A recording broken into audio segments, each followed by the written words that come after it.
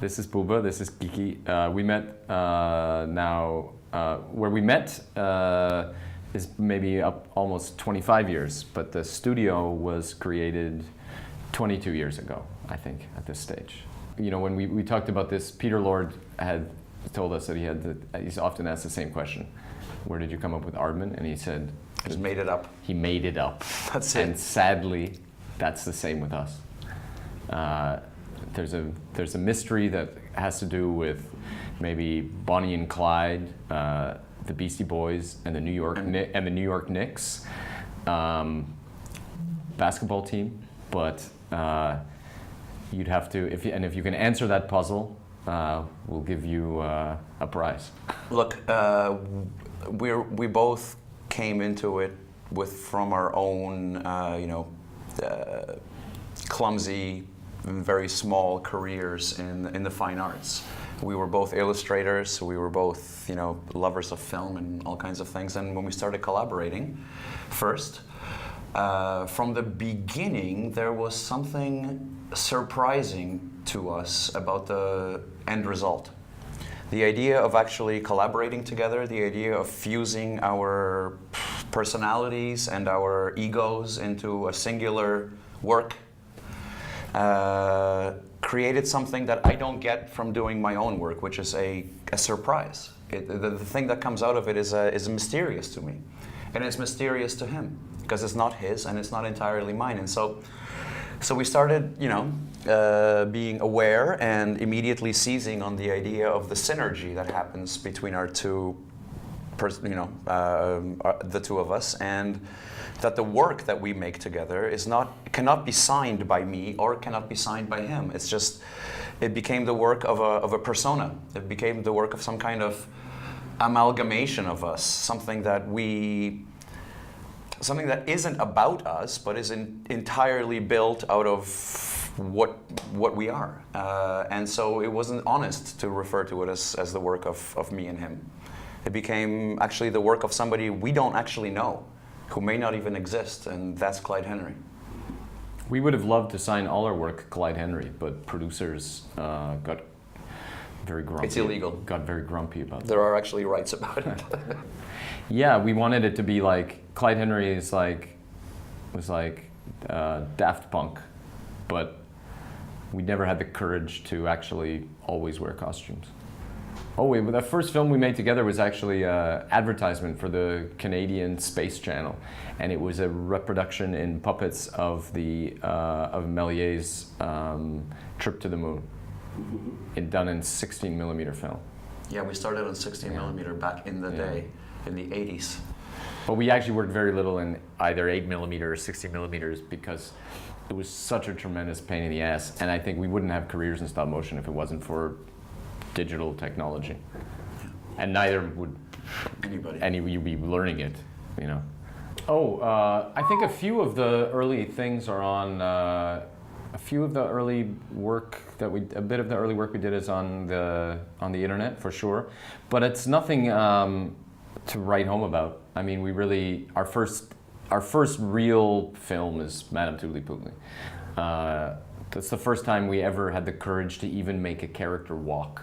Up until then, we'd avoided it by giving characters wheels or putting them in tall grass. And I mean, I'm not even joking. We did not have the courage to make a character walk until Madamme Tutli-Putli has to.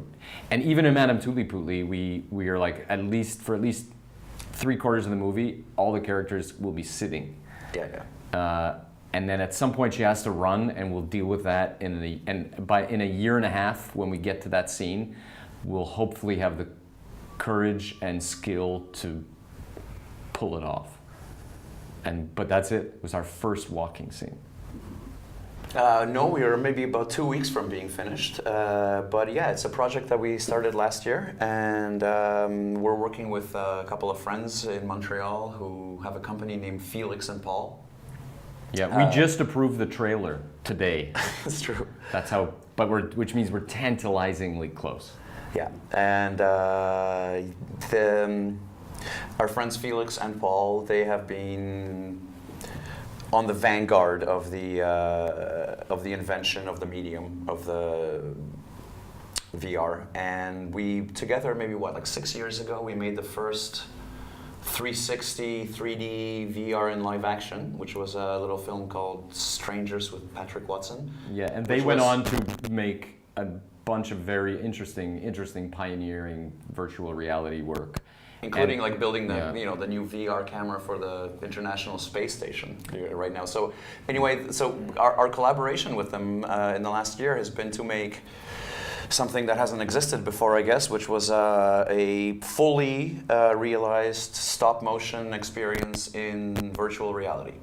Right, without any green screen or layering, just plant you in a set. Just to have the experience of shrinking you down to the size of one of our boys and sticking you into our set.